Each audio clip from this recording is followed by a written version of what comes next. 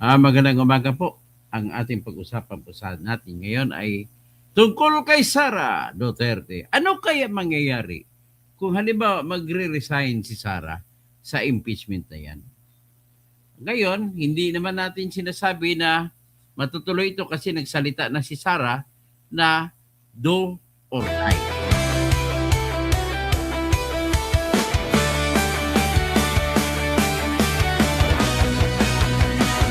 Sa Pilipinas, kilala ang tindi. Hindi kayang bayaran ni numan ang kanyang prinsipyo. Kapag may inaapi, siya ang nariyan.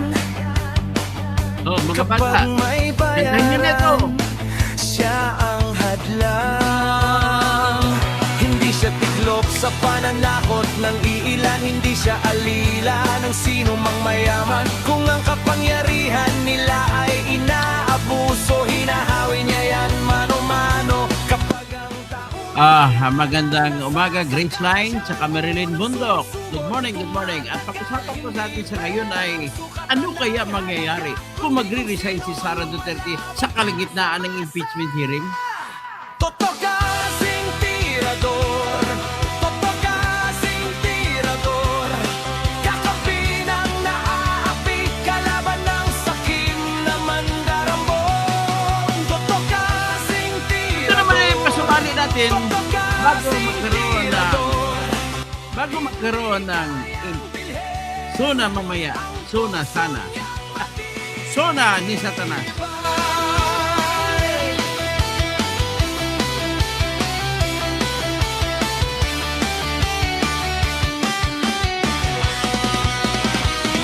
Mga magnanakaw sa pondo ng bayan,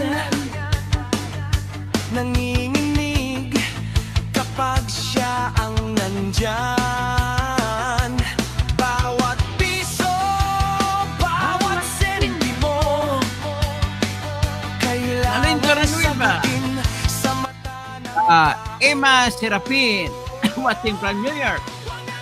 From South Carolina naman si Larin Villanueva. Si Joey Tamayo, watching from Maryland, USA.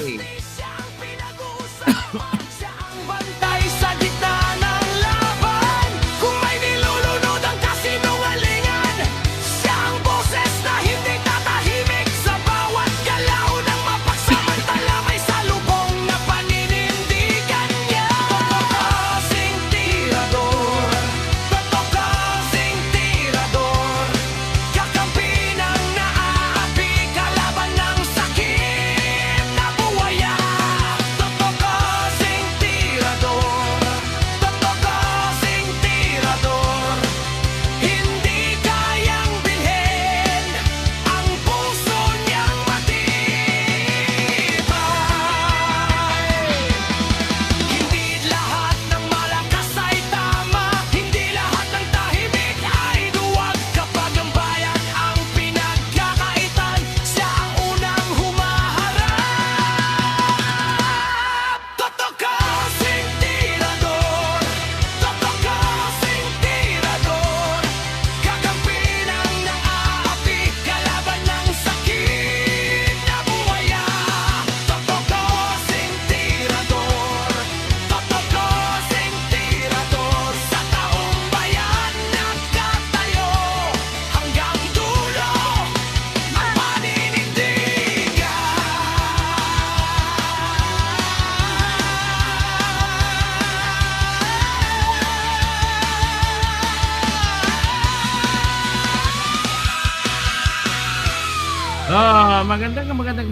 Magandang umaga po sa inyong lahat. Ang ating pag-uusapan po ngayon ay tungkol po sa tinatawag na paano na lang kaya ang mangyayari kay Sara kung siya po ay magre-resign sa kalagitnaan ng impeachment trial. Pero bago lahat yan na sasagutin natin ay nais ko muna ipatugtog yung ating musika para kay Sara. To. Sana ba yun? Where is it? At saka nais ko lang samantalahin din yung mga kalaban ni Sara ay nag-imbento na bayad daw ni Sara yung survey. Wala na ba kayong depensa? Bayad ng survey? Paano na mangyari? Sino ba si Sara para paniwalaan ng Pulse Asia? Tinawag na False Asia ang Pulse Asia eh. So ngayon, kung nakapabor sa inyo, mayabang naman kayo. Kung kumukontra sa inyo yung survey, well, binabayaran ng survey. Oh. Sara, Sara, wala nang iba. Sara, Sara lang pag-asa. Sara, Sara, siya lang Biniwag. makapakulong. Mga kontraktor ubusin niya. Si BBM Sandro ikulong niya. Si Tamba Zaldi ikulong niya. Tapang at malasakit ibalik para bayan ay manahimik. Durugin ang sindikato sa korte, sa DPUA, sa DS Void, sa PhilHealth. Okay. Okay.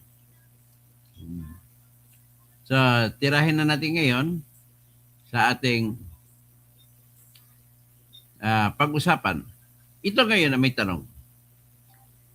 Ang tatanong tayo kasi maraming mga kalaban ni Sara nagsasabi na kahit man daw magre-resign si Sara pagka vice presidente ay matatanggal pa rin daw si Sara sa pagka vice presidente sapagkat daw ay hiningi na ng prosecution ang tinatawag na parusa na tanggalin siya at ibagbawalan siya tumakbong presidente, vice presidente, at binawalan din bumalik sa kahit anong pwesto sa gobyerno. Tama ba yun? Tatanungin ko sa aking staff dito na si Rosalie sa logical sense. Tama ba yun? Para kang yung logic lang dyan, para kang may kasong criminal case. Tapos, andyan yung akusado. So, kung mag-resign ang akusado, aaminin niya. So, matatapos ang kaso, sintensyahan siya. Pero may regalo po ang batas natin sa mga tao na inaakusahan sa krimen na umaamin kaagad. Ano ang regalo? Pababaan na ang bilanggo. Usually po, binababaan ng korte kasi mayroong tinatag kaming mitigating circumstances. Pababa ng parusa kung ikaw ay mabait na akusado. So ngayon, tingnan naman natin sa punto de vista ng civil case. Sa civil case naman po, karamihan niya po ay naniningil ka ng pera sa kalaban. O di kaya may babawiin kang lupa. O di kaya may papagawa ka sa tao. Ngayon ang tanong, lumaban ang tao, sumagot kung sa civil case. Tapos ayaw na, hindi na dumadalo sa hearing. Ang mangyari niyan, magkaroon ng judgment by default para sa complainant. Kasi civil case naman yan, okay lang yan.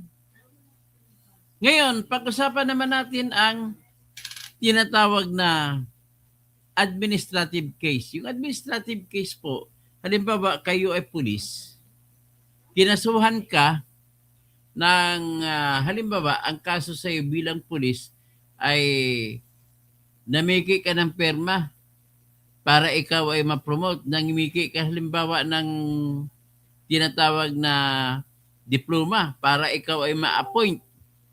So ngayon, habang nag-umpisa kaso, ay ikaw ngayon ay aalis, mag-resign. Ngayon, ang pakay po ng pamimiki na kaso ay tanggalin ka sa pwesto. So, ibig sabihin po ay hindi ka na pwedeng tanggalin. Kasi natanggal ka na, umalis ka na. So, kung gano'n, sistema ang tanong, magkakaroon ba ng judgment na removal from office ang isang pulis na nag-resign sa kalagitnaan ng kaso? Ang sagot yan, hindi po pwede magkaroon, kundi automatic, wala na pong jurisdiction ang administrative na opisina para ipagpatuloy pa yung kasong administratibo laban sa isang pulis na kinasuhan ng falsification ng diploma kung siya mag-resign. So mag-resign, wala kang magagawa dyan. Kasi hanggang tigil na lang. Ibig sabihin po, hindi mo siya pwede parusahan na bawal na siya maghanap ng ibang trabaho sa gobyerno. Ganon po yung kung sa administrative case. Pag-usapan naman natin ngayon ang impeachment case. Sa ngayon, natapos na tayo sa Article 4. Pero hindi pa nakapagdepensa si Sara. Ngayon ang tanong, kung nag-resign halimbawa si Sara ngayon, ang tanong ng bayan, pwede ba siyang bawalan tumakbo bilang dagdag na parusa sa pagtanggal? Kasi nag-resign na siya, wala ka nang tatanggalin. So ang tanong ngayon, pwede bang ipapatuloy ang impeachment kung wala na si Sara?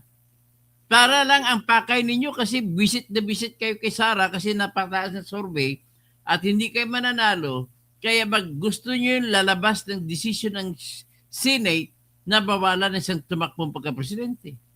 Ang tanong, pwede pa mangyari yan? Napo, ang sagot niya napakasimple lang, Luistro. Ikaw lagi nasasabi, pati si Barry Gutierrez. May mga ibang abogado sabi na magaling sila. Pwede raw ipagpatuloy na maghusga daw ang Senado na bawalan siyang magtrabaho, bawalan tumakbo pagka-presidente. Asan ang logic ninyo? Napakabubo nyo naman. Bakit ko nasabi bubo, attorney? Ganito po yun. Babalik po kayo sa Section 1, Article 3 ng Constitution, nagsasabi, no person shall be deprived of life, liberty, or property without due process of law, nor any person shall be denied the equal application of the law. So ngayon, or equal protection of the law. So ngayon, dahil halimbawa, nag-resign si Sara ngayon, ang sagot ko dyan, dahil hindi dumaan sa proseso, hindi mo siya piniparusahan. Di ba kabubo, attorney? Napakabubo nila. Siyempre nag-resign na siya, hindi na siya makapagdepensa. Klase. Ngayon, Article 4 natapos. Kung mag-resign siya ngayon, hindi na siya makapagdepensa sa Article 4. Ang sabi ng batas po, bago mo tanggalan ng kayamanan, kasi tinituring ko na kayamanan ang pwesto sa opisina kasi sumisweldo ka dyan.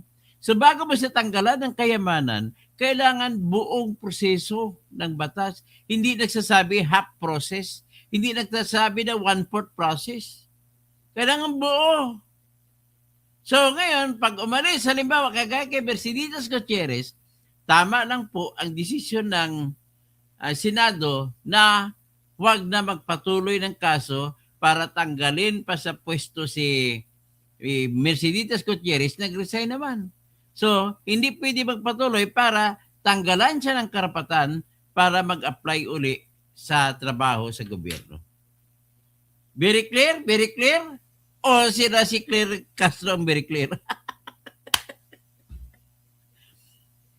Pag magiging bright naman sana kayo, simpleng yung batas na yan po, first year, first semester na estudyante sa College of Law, alam yan. Tagalugin na lang natin para hindi natin siguro masama sa inyo at mahirap intindihin.